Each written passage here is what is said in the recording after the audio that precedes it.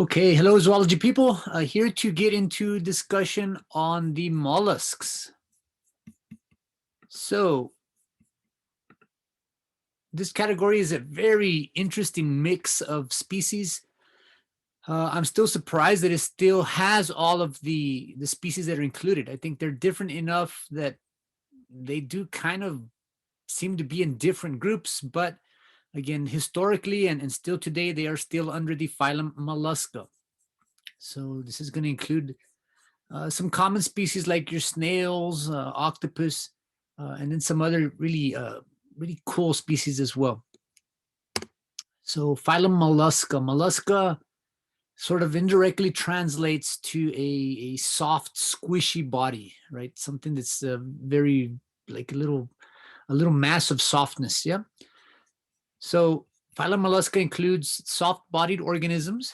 They have this what we call visceral mass, the stomach, the intestines, all of the heart, the gills, all of that kind of immersed in a little soft mass. Some species elect to produce a shell. Like clams are going to produce a shell. The nautilus produces a shell. Octopus do not have shells, so they have different adaptations for survival. These groups are aquatic. They're primarily marine organisms. They can be also in fresh water. The snails can be in fresh water. They can live on land as well. So it depends on the group: aquatic and terrestrial forms, fresh and saltwater forms. Big economic value to this group. A lot of them are used as food source, right? There's some medical aspects as well. There's some very strong toxins in some of these species. So it can be a life-threatening type of condition if stung or bitten. So we'll get into more specifics as it addresses to each of those groups. So big group, right? The phylum characteristics. Phylum Mollusca is a very diverse, very species-rich group. A lot of them, most of them produce a calcium carbonate shell. So again, about 35% of the snails, we'll talk about what that is, gastropods, 70% of the bivalves, the clams, the body weight is the shell. So the shell is going to be a very protective, very critical factor for their survival. There's a specialized tissue that produces that shell. We call that mantle tissue. So it's a shell factory, right? It's an internal tissue layer that secretes this matrix that allows in this calcium carbonate to solidify, right? It makes the shell. Depending on the species of mollusks, we're going to have some sort of locomotion structure. We call that a foot, or can also be called modified into tentacles, into siphons, things that allow them to move. So the foot, again, and again, I am jumping ahead a little bit, but these are some terms I'm going to cover. These are the different classes of these mollusks, right? So cephalopod, head foot. So that's like the octopus and the squid. They have the tentacles basically attached to their head, right?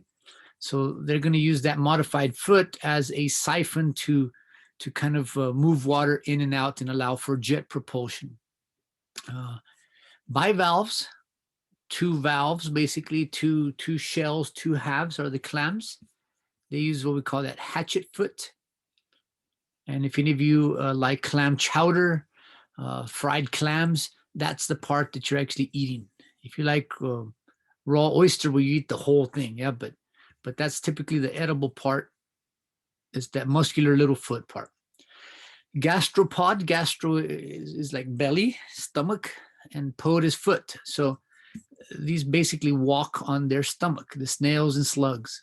So they have that foot, this sort of very wide, modified muscular foot that enables them to crawl around. So the modifications for locomotion, right?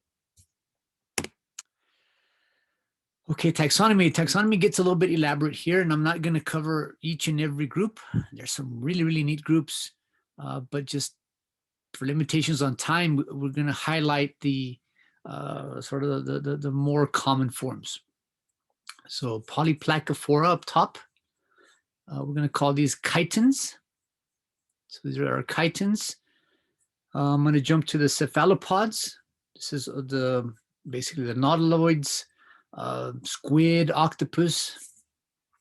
Then we're going to jump down here to the bivalves, very just generalized clams and oysters, scallops, and then gastropods, all of our snails and slugs. So again, there's some other interesting forms, but they're not as common. So we're going to address then these 4 very, very large groups of basically of mollusks. These things have been around for a long time, right? So we can kind of go back all the way to the Precambrian era.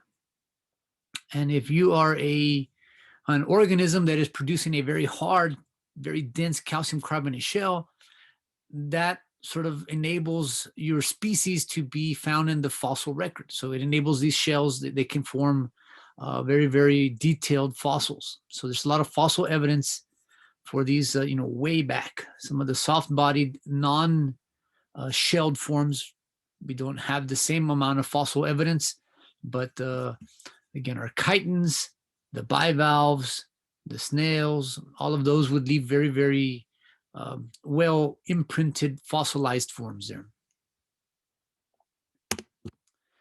A very generalized body plan, just very generic form of a mollusks. And again, a lot of details will vary depending on the actual species, but we do see a complete digestive system.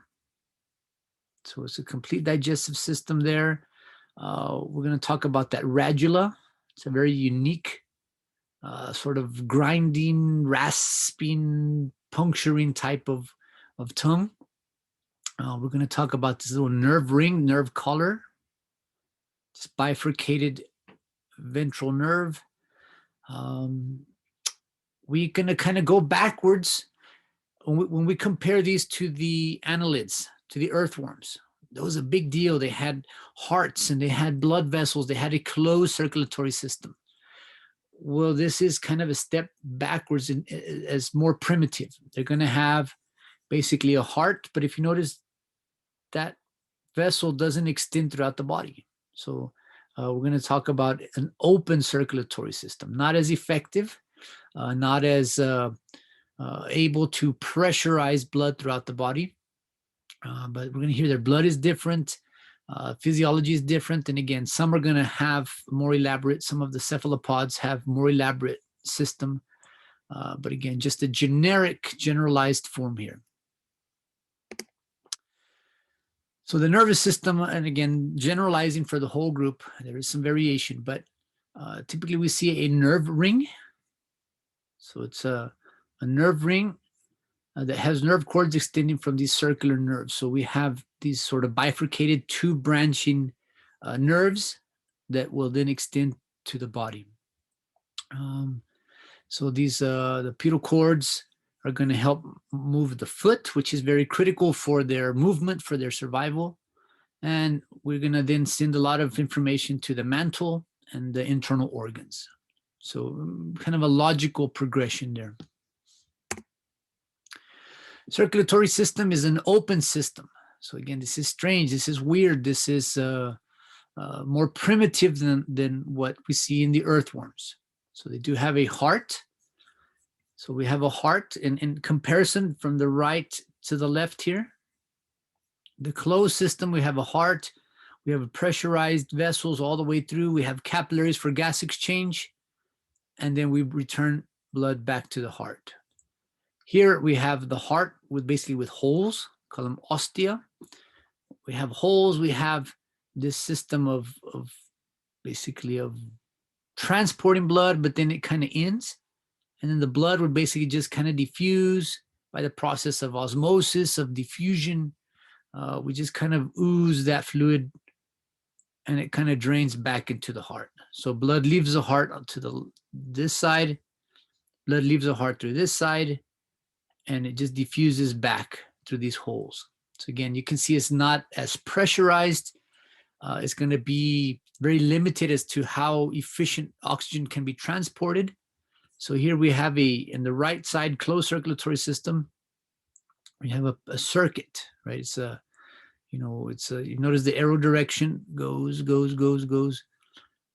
Here we have a sort of a double pump action with blood leaking out of the circulatory system and then having to drain back into the heart. So again, there is an exception. The cephalopods have a capillary network, so they would have like this connection here. So a little bit more effective, but not as effective again as the earthworms comparatively. Okay, I've been talking about blood, and back here they show it red, right? Human blood would be red. When we talk about mollusk blood, they don't necessarily use the same type of heme group. They don't use iron. They use copper. So copper rather than iron in most mollusks. So what that does, basically we see the Cu copper. So in their blood cells, basically where they're going to bind to oxygen is with copper. And what happens basically with this hemocyanin, cyanin refers to blue, so it's going to basically color their blood blue. So they have blue blood circulating through their body. And it's a little bit different, a little bit weird. It's considered more primitive, but hey, we can't argue with the fact that they're still alive. They've been around a very long time. They have not gone extinct yet, so it seems to be doing what it's supposed to do. Again, just for comparative purpose, red blood for humans, blue for mollusks, other organisms, green for some of the leeches, violet for some of the other worms as well. So variation in blood coloration there. So there's our cephalopods, spiders, our mollusks with the hemocyanin in there. Okay, so because we have an open circulatory system, because we don't have pressurized vessels carrying blood throughout the body in a singular circuit, we're going to have basically areas where this blood accumulates, right? So the heart pumps blood leaks out of the circulatory system, and it accumulates in this space, this what we call this blood space that we call a hemocoel. And the hemocoel is like basically a drain for blood. So all the blood drains like a basin, like a tub, and then it just starts to diffuse into the internal organs, diffuses, and eventually works its way by diffusion back to the heart. So it also has the capacity as acting as a hydrostatic skeleton. We saw that with the earthworms. They basically have those little body compartments, the segments that we talk about metamerism. Well, these don't have that, but they have an internal little segment, internal space that we can pressurize against there. So just the term you might come across as you read the hemocoel, that's what they're talking about there. Digestive system, pretty simple. I mean, it's not any more elaborate than what we've seen with the worms. The big modification again, though, being the radula. So that rasping tongue, and I'll find some good videos that show that with more detail. Reproductive strategies, I'm not going to get really involved with this. They're gonochoristic, so the male and female. So we don't have a lot of that, or hermaphroditism. We don't have weird reproductive stuff. It's just kind of old school, I guess we could say, male, female. And then we have just different life stages depending on the forms that we're talking about. So I'm not going to get into so much detail here.